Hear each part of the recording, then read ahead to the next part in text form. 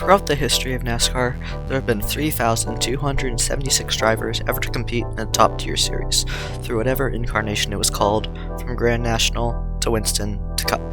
And out of all of those, most have had unremarkable careers, making a few starts at the back, or running around in the midfield, not doing anything memorable, and only a special few get wins and championships, and those are the ones most people can name. But there is a driver in the former category, one that always seemed to be destined to stay in that category, barely managing even to stay inside the top 40 finishes most weeks, but eventually he rose above the rest in the midfield to make a name for himself, not as a spectacular, winning day in and day out driver, but a consistent one, who had an over decade-long journey to his first win, a career that took him from the heights of a Daytona 500 crown to the depths of being barely able to qualify for most races, and one that has painted him as one of the most resilient and persistent drivers of all time, and that driver is Michael McDowell. Before we start, if I could ask you to subscribe to the channel if you enjoy the video, as it helps. And if you like the video, consider liking. With all that, back to the video. McDowell was born in 1984 in the city of Phoenix, Arizona, which is a city with quite the amount of racing history, from NASCAR to IMSA, and from IndyCar to drag racing, to even F1. But many years were required McDowell to race in any of those series, so he had to start small.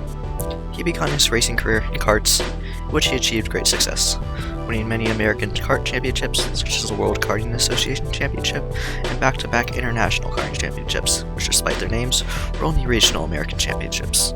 I don't mean to downplay McDowell's achievements by any way, but I'd rather not confuse them with the more famous international karting championships used for drivers to get into F1. For his advancement to car racing in 2002, McDowell participated in the Canadian Fran-Am series, as instead of eyeing a career in stock car racing, he set his sights on IndyCar, or maybe even F1. He won 3 races his first season, not too spectacular, but still good for his first season in car racing. For the next year in 2003, McDowell moved to the Star Mazda series, which is part of the Road to Indy ladder network of series, designed to shuttle young talents into the top echelon of American open-wheel racing, where he replaced Scott Speed. The season was good for McDowell, as he got 2 wins to a runner-up championship position. He stayed in the Star Mazda series for a second year in 2004, where he dominated the series, getting 7 wins to a championship crown. After the finish of the championship, he was offered a seat by the Rocket Sport team in the Champ Car series for the last 2 races of the season, replacing Ryan Hunter-Reay, completing his meteoric rise from starting car racing to the top tier of American racing in only 2 years. McDowell's results in his debut weren't the best, but still okay for a rookie, as he finished 12th and 11th. However, he decided to move to the Rolex Sports Car Series for 2006, driving for businessman Rob Finlay's team, in which he got a win to 6th in the points that year, not shabby for his first year ever in sports car racing. In 2006, the next year, McDowell made his debut in stock car racing in the ARCA Remax Series, which is now known as the ARCA Menard Series, for 5 races that season, in which he got 3 top 10s, pretty good for his first attempt at oval racing. He stayed in ARCA for 2007, in which he had a great season, where he got 4 wins to 2nd in the championship, with the Rookie of the Year award to top it off. That year, he also made select starts in the NASCAR Nationwide Series, now called the Xfinity Series, in Michael Waltrip Racing, and in the Craftsman Truck Series, now just called the Truck Series, with Darrell Waltrip Racing, getting 2 top 20 finishes in the former, and a 30th place finish in the latter. McDowell started 2008 with 27th in the Nationwide Series race at the opening race in Daytona, and after Dale Jarrett retired from the sport, the Cup Series in the middle of the season, McDowell was selected to replace his seat for the rest of the season with the top tier of stock car racing, which was another meteoric rise that mirrors his one to the Champ Car. He started 34th and finished 26th at his first race in March. The next race at Texas Motor Speedway, he was involved in a horrifying crash during qualifying, in which his front sway bar broke, sending him barreling into the wall at 180 miles per hour, where he hit and flipped over quite a few times. But due to the safety improvements of the car and to the track, he was spectacularly able to walk away, with the crash unharmed. For the race, he had to start from the back to dive in the race to spare car, where he finished 33rd. Quite spectacular, coming back from that qualifying. After a string of mediocre finishes, McDowell was replaced by Mike Skinner for the next 3 races to improve the car's place in the owner's standings, in which he succeeded. McDowell returned to the car at the Richmond round, where he got a season best 20th, but then had a string of bad finishes and finally topped all this bad luck off with a failure to qualify at the Kansas route. He was then dropped by Michael Waltrip Racing for the rest of the season that year due to his poor performance. In 2009, McDowell competed in the nationwide series with JT Daugherty Racing, in which he got a best finish of 6th, but midway through the season, the team ran out of sponsor money, so he moved to McDonald Motorsport, where he got a few unremarkable finishes. He competed the rest of that year, driving for Tommy Baldwin Racing in the Cup Series, where he was involved in the practice of start and parking, a practice in which smaller teams would start a race, need to pull into the blitz a lap or 2 laps later to claim prize money without risking mechanical damage to the car. He only got a top 40 finish once and had 2 failures to qualify out of the 10 races he ran that year. For 2010, McDowell ran a double series between the Cup and Nationwide Series, but for the Cup Series, he had a pretty dreadful time, like the last year, racing for backmarker team Prism and Whitney Motorsports, still starting parking, barely scraping the top 40 in finishes, and even failing to qualify for a few races. He had a relatively better time in the Nationwide Series, where he got 1 top 10 to 21st in the championship that year. For 2011, he stayed with Prism Motorsports, now named HP Motorsports, which he had another unremarkable season of starting parking, being outside the top 40, but he showed his road racing experience with the fastest time in the happy hour practice session and a 35th place finish at the Sonoma round. For the Texas race, he was put in Kyle Busch's seat at Joe Gibbs Racing due to the Kyle being suspended after an incident in the truck race that weekend. That race, McDowell had championship winning machinery, but ultimately finished 33rd, quite a disappointing result, but at least he was able to race more than a few laps this race. But beside these, in 3rd place finish at Circuit Gilles Villeneuve in the Nationwide Series, where he started a few races that series that year, the season was pretty dreadful.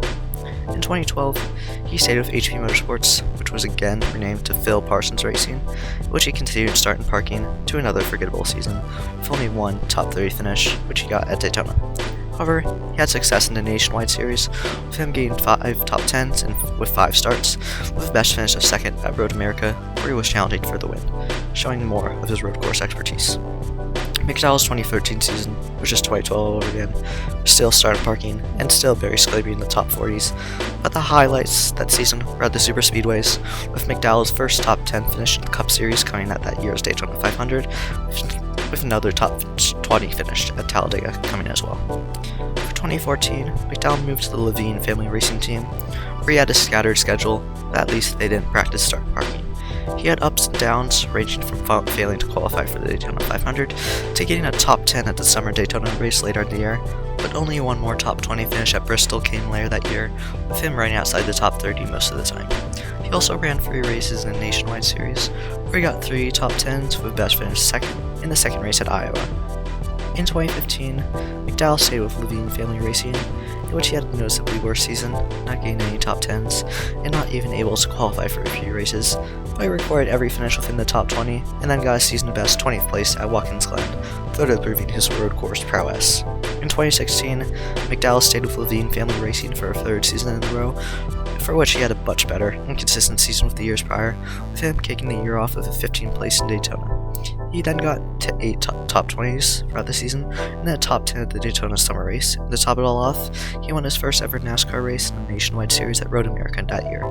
And for McDowell, things were finally looking up for him after many years of mediocrity. For 2017, McDowell stayed with Levine Family Racing. After all, the partnership between them ain't broke, don't fix it, and that year proved that. He started the season with 15th in the Daytona 500, just like last year, and he got 15 top 10s throughout the season, with his best ever NASCAR Cup finish, with 4th place at Daytona coming.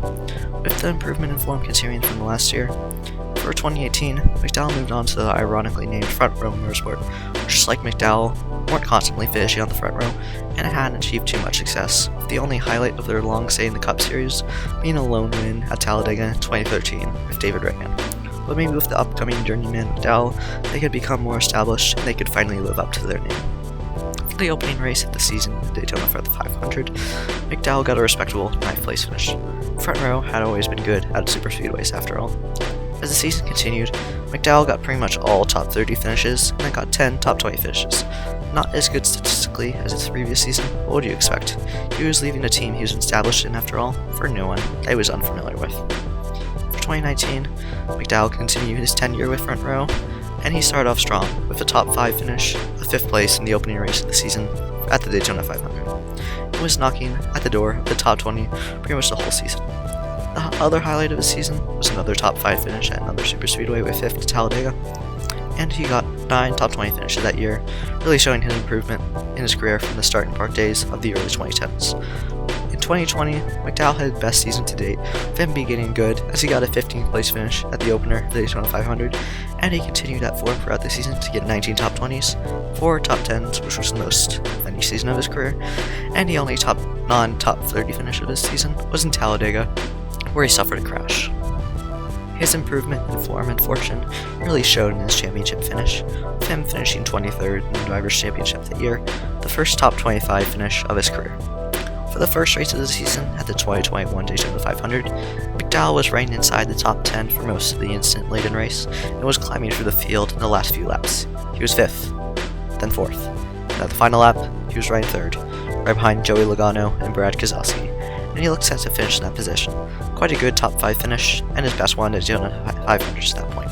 But then something miraculous happened. Brad Keselowski turned to the bottom of the racetrack to try and pass Logano, but then pushed Logano, causing both to spin.